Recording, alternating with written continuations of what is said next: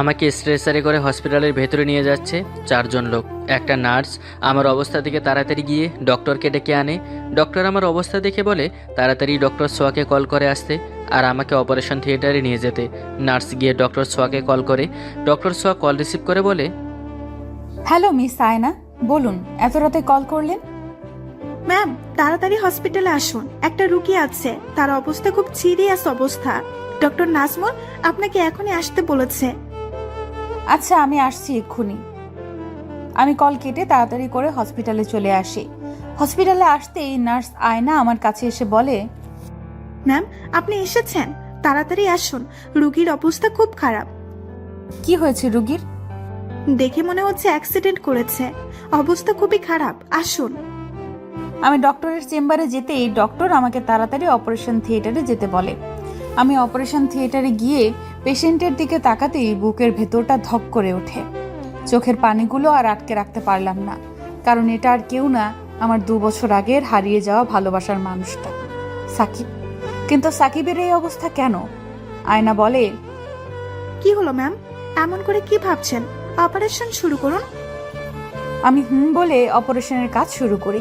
1 ঘন্টা পর অপারেশন শেষ করে বাইরে এসে নিজের চেম্বারে গিয়ে চিৎকার করে কান্না করছি। অতীতের সেই দিনগুলো চোখের সামনে ভাসছে। অতীত। ভার্সিটির পুকুর পাড়ে বসে আছি, আমি আর সোয়া বসে বসে গল্প করছি। তখন সোয়া বলে, এই চলো না বিয়ে করে ফেলি।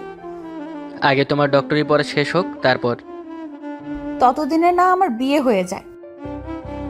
তার আগে আমরা বিয়ে করে নেব, সমস্যা নেই। তাহলে চলো এখন কাজী অফিসে গিয়ে বিয়েটা করে নেই, কাউকে না জানিয়ে। আব্বু আম্মু আজকাল বিয়ের জন্য খুব চাপ দিচ্ছে। আমি তো এখন বেকার, আব্বু কত কষ্ট করে আমাদের সংসার চালাচ্ছে তা তো জানোই। আর এই অবস্থায় আমি চাই না আমাদের বিয়েটা হোক। আচ্ছা, তুমি সত্যিই আমাকে ভালোবাসো তো সাকিব? কেন, তোমার সন্দেহ আছে এই নিয়ে? না, তা নয়, বিয়ের কথা বললে এমন হয়ে যাও কেন তুমি? দেখো সোয়া, বিয়েটা কোনো ছেলে খেলা নয় যে চাইলে আমার করে নিলাম। তোমাকে এখন বিয়ে করে নিতে গিয়ে 3 বেলা খাবার দেওয়ার সামর্থ্য যে আমার এখন হয়নি। আর কিছুদিন অপেক্ষা করো, লেখাপড়া তো প্রায় শেষ, এরপর একটা চাকরি হয়ে গেলেই আমরা বিয়ে করে ফেলবো। আচ্ছা ঠিক আছে, তাই হবে। এখন চলো, আমার ক্লাস শুরু হবে, আর তোমারও তো ক্লাস শুরু হবার সময় হয়ে গেছে। এরপর দুজনে উঠে যে যার ক্লাসে চলে যাই। চলুন এবার পরিচয়টা দেয়া যাক। আমি সাকিব, গরিব বাবার একমাত্র সন্তান। কয়েক বছর আগে মা মারা গেছে টাকার অভাবে। টাকার জন্য মায়ের চিকিৎসা করতে পারিনি। বাবা রিক্সা চালিয়ে আমাকে ইঞ্জিনিয়ারিং পড়াচ্ছে। আমিও 3টা টিউশনি করিয়ে যা পাই তা দিয়ে কোনো রকমে হয়ে যায়। আর সোয়া কোটিপতি বাবার একমাত্র মেয়ে। সোয়ার বাবা সামির মজুমদার একজন নামকরা শিল্পপতি, আর সোয়ার আম্মু হাইকোর্টের জজ। বাকিটা গল্পের সাথে থাকলেই জানতে পারবেন। এরপর ক্লাস শেষ করে আমি আর সোয়া একটা রিক্সা করে বাসায় চলে আসি। আমাকে বাসায় নামিয়ে দিয়ে সোয়া চলে যায় ওর বাসায়। বাসায় এসে আব্বুর সাথে কিছু সময় কথা বলে আমার রুমে গিয়ে চেঞ্জ করে কিছু খেয়ে চলে যাই টিউশনি করাতে। এভাবেই কেটে যায় 3 দিন। বিকেলে বাসায় বসে আসি, হঠাৎ মোবাইলটা বেজে ওঠে। মোবাইল হাতে নিয়ে দেখি সোয়া কল করেছে। হ্যাঁ সোয়া, বলো। সাকিব, কোথায় তুমি? এখনই দেখা করো আমার সাথে, খুব জরুরি। আচ্ছা, ভার্সিটির পেছনে যে পার্কটা আছে সেখানে চলে আসো, আমি আসছি। সোয়া ঠিক আছে বলে কল কেটে দেয়। আমিও বাসা থেকে বের হয়ে একটা রিক্সা নিয়ে চলে আসি পার্কে। পার্কে আসতেই দেখি সোয়া মাথায় হাত দিয়ে বসে আছে। আমি কাছে গিয়ে ওর কাঁধে হাত রাখতেই আমার দিকে তাকিয়ে কান্না করতে করতে জড়িয়ে ধরে। আমি কিছুটা সময় অবাক হয়ে যাই সোয়ার এমন কাণ্ডে। কি হয়েছে, কান্না করছো কেন? সাকিব চলো, আমরা আজই বিয়ে করে ফেলবো। কেন, কি হয়েছে যার জন্য তুমি এমন একটা সিদ্ধান্ত নিলে? সোয়া আমাকে ছেড়ে দিয়ে চোখের পানি মুছতে মুছতে বলে, আব্বুর কোন এক বন্ধুর ছেলের সাথে আব্বু আমার বিয়ে ঠিক করেছে, আর 3 দিন পর বিয়ে। আমি তোমাকে ছাড়া আর কাউকে বিয়ে করতে পারবো না। তুমি আঙ্কেলকে আমার কথা বলতে? বলেছি, তার জন্যই যে বিয়ে 1 মাস পরে হবার কথা, সেই বিয়ে আগামী 3 দিনের মধ্যে হবে। আচ্ছা, তাহলে কাল সকাল 10টায় তুমি এখানে চলে এসো। আমরা কালই বিয়ে করব, আর বাসায় এমনভাবে থাকবে যাতে তারা কিছুই বুঝতে না পারে। সত্যিই আমরা কাল বিয়ে করব সাকিব? ছোয়া, এছাড়া আর কোনো রাস্তা নেই। আমিও তোমাকে ছাড়া থাকতে পারবো না। সোয়া আমাকে শক্ত করে জড়িয়ে ধরে। আমিও সোয়াকে জড়িয়ে ধরে ওর মাথায় একটা চুমু দিয়ে বলি, এবার কান্না থামাও আর এখন বাসায় যাও, নয়তো সন্দেহ করবে আর ঠিক 10টায় এখানে চলে আসবে। এরপর সোয়াকে একটা রিকশায় তুলে দিয়ে আমিও অন্য একটা রিকশা নিয়ে বাসায় চলে আসি। বাসায় এসে আব্বুকে সব বললাম। আব্বু না করেনি, আমাকে বলে তোর খুশিতেই আমার খুশি। রাতে খাবার খেয়ে সোয়ার সাথে কিছু সময় কথা বলে ঘুমিয়ে যাই। পরের দিন সকালে ঘুম থেকে উঠে ফ্রেশ হয়ে নাস্তা করে আব্বু আম্মুকে ভার্সিটির কথা বলে চলে আসি সাকিবের কথা মতো সেই জায়গায়। কিন্তু সাকিব এখনো আসেনি। 10টা বাজতে আর মাত্র 5 মিনিট বাকি আছে। 10টা 11টা দেখতে দেখতে সন্ধ্যা হয়ে গেছে, কিন্তু সাকিব এখনো আসেনি।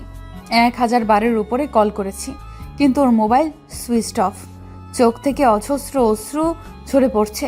মনে মনে ভাবছি, সাকিব কি তবে আমার সাথে বেইমানি করলো, আমাকে ধোঁকা দিল? ও কি তাহলে আমাকে কখনো ভালোই বাসেনি? কেন সাকিব, কেন কেন তুমি আমার সাথে এমন বিশ্বাসঘাতকতা করলে? আমার ভালোবাসা এভাবে তুমি মূল্য দিলে? কি দোষ ছিল আমার? কান্না করতে করতে সেখান থেকে উঠে সাকিবের বাসার সামনে চলে যাই। গিয়ে দেখি বাসার দরজায় তালা দেওয়া। চোখের পানিগুলো আরো বেশি করে ঝরতে থাকে। আশেপাশের মানুষকে জিজ্ঞাসা করলে তারা জানায় তারা কিছু জানে না। কান্না করতে করতে বাসায় চলে আসি। বাসায় আসতেই আব্বু আমার থেকে জানতে চায় কোথায় গিয়েছিলাম, এত লেট করে বাসায় কেন আসলাম। কিছু না বলে আব্বুকে জড়িয়ে ধরে কান্না করে দেই আর আব্বুকে জানাই আমি বিয়ে করব না, দেশের বাইরে চলে যাব। আব্বু আমার কান্না দেখে বিয়েটা ভেঙে দেয় আর আমাকে 7 দিনের মধ্যে দেশের বাইরে পাঠিয়ে দেয়।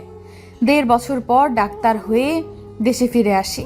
তবে আজও সাকিবকে ভুলতে পারিনি, আর জানতেও পারিনি কেন সেদিন ও এলো না আমাকে আসতে বলে। এরপর থেকেই এই হসপিটালে আছি। বর্তমান। আয়নার ডাকে অতীত থেকে বাস্তবে ফিরি। ম্যাম, পেশেন্টের সেন্স ফিরেছে। কখন সেন্স ফিরেছে? চলো তো দেখি। আমি বেডে শুয়ে আছি। কারো আসার শব্দ শুনে দরজার দিকে তাকিয়ে দেখি নার্স আয়না, আর তার পেছনে যে তাকে দেখে আমি বেশ অবাক হলাম। এ তো সোয়া। আমাকে ছটফট করতে দেখে সোয়া আমার কাছে এসে বলে, আরে আরে কি করছেন? আপনি অসুস্থ, শুয়ে থাকুন। আমি অনেকটা অবাক হলাম। সোয়া আমাকে আপনি করে বলছে কেন? সোয়া, তুমি এখানে কেমন আছো? আপনি আমাকে চেনেন নাকি আগে থেকে? সোয়া, তুমি আমাকে চিনতে পারছো না?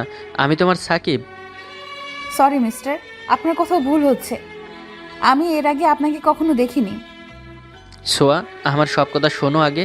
তারপর যদি তোমার মনে হয় আমি তোমার সাথে বিশ্বাসঘাতকতা করেছি, তারপর থেকে তুমি যা শাস্তি দেবে আমি মাথা পেতে নিব। মিস আয়না, আপনি একটু বাইরে যান তো। ঠিক আছে ম্যাম। নার্স বাইরে চলে যেতেই সোয়া আমাকে বলে, কি হবে সে পুরনো কথা শুনে? আমার বিয়ে হয়ে গেছে। তুমি বিয়ে করে নিয়েছো? কিন্তু কেন সোয়া? তুমি না বলেছিলে আমি ছাড়া তুমি আর কাউকে বিয়ে করতে পারবে না? হ্যাঁ বলেছিলাম, তার জন্যই সবাইকে ছেড়ে সেদিন তোমার কাছে চলেও গিয়েছিলাম। কিন্তু তুমি আমার ভালোবাসার কি মূল্য দিয়েছিলে সাকিব? সেদিন আমার সাথে যা হয়েছিল তা যদি জানতে, তবে আমাকে ছেড়ে অন্য কারো হতে না।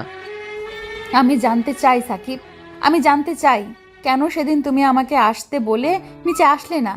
যদি আমাকে এইভাবে মাঝ রাস্তায় একা ছেড়ে চলে যাবে, তবে কেন বলেছিলে আমাকে বিয়ে করবে সেদিন? তাহলে শোনো কি হয়েছিল সেদিন আমার সাথে। তোমার কাছে আসার জন্য বাসা থেকে বের হতেই আমার মোবাইলে কল আসে। কল রিসিভ করতে ওপাশ থেকে একজন লোক বলে আব্বু অ্যাক্সিডেন্ট করেছে আর ঘটনাস্থলেই নাকি মারা গেছে। এই কথা শুনে মোবাইল হাত থেকেই পড়ে যায়।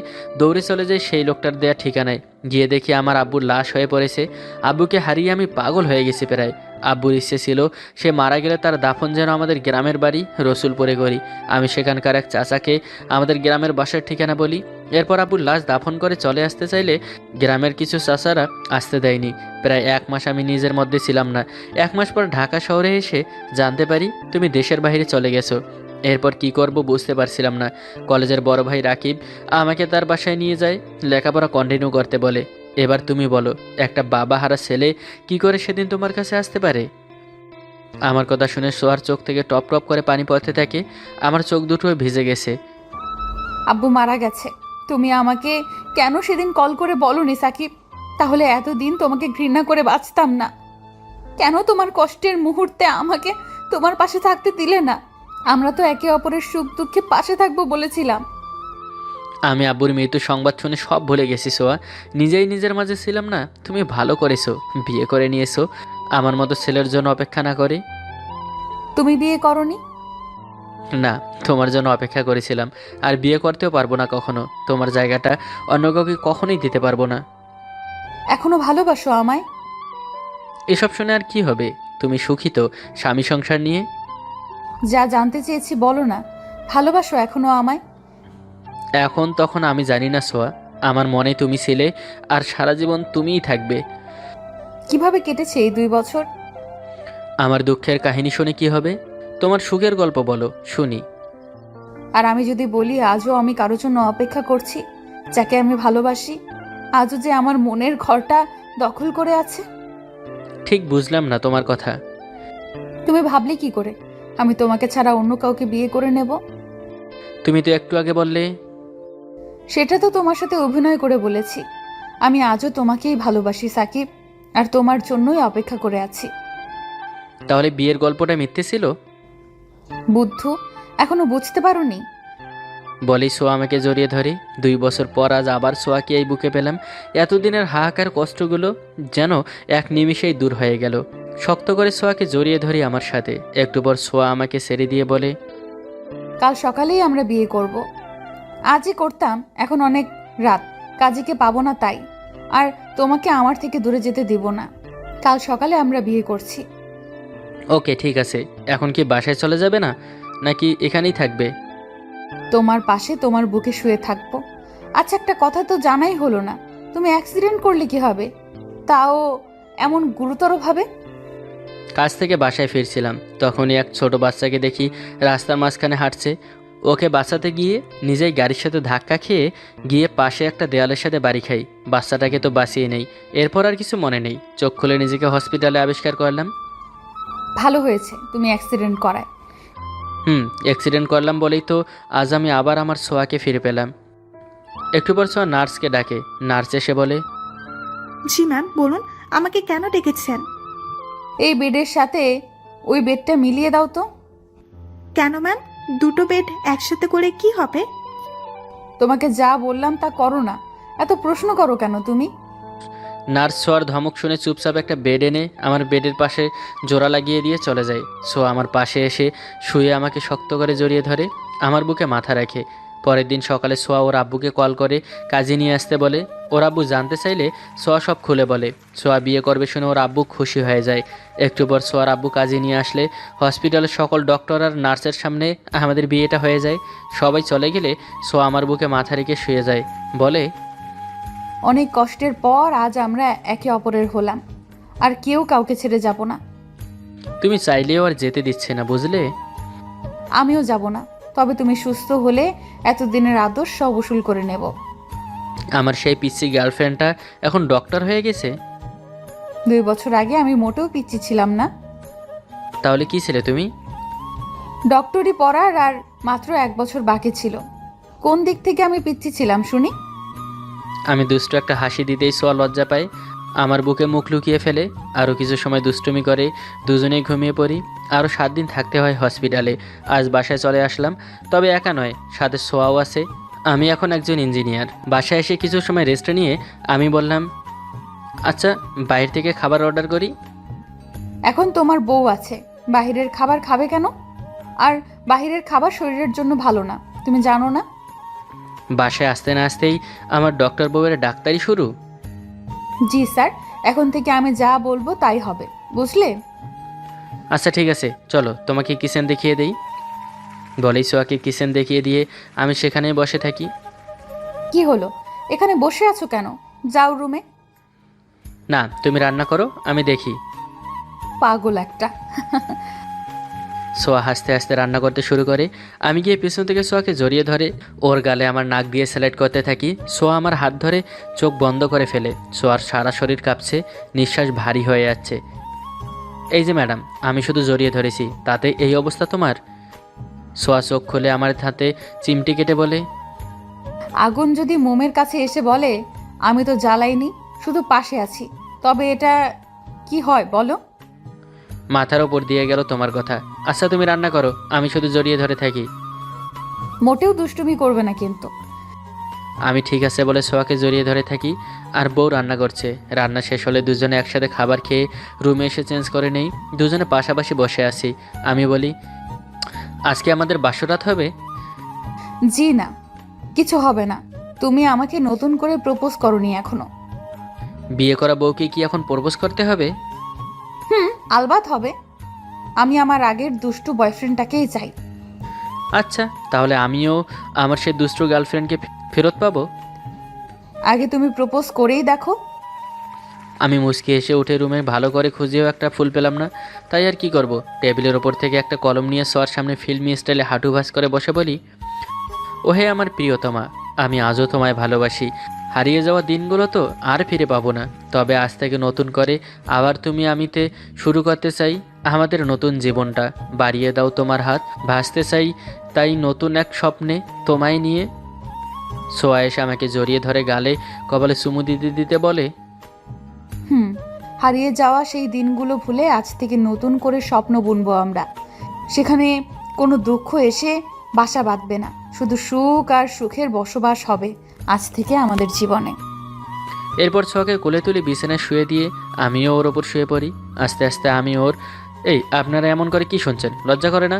জান এবার বউমার লজ্জা পাবে। আমাদের ভালোবাসার নতুন এক স্বপ্নের দিকে যেতে দিন। Tata, bye bye. ধন্যবাদ সবাইকে।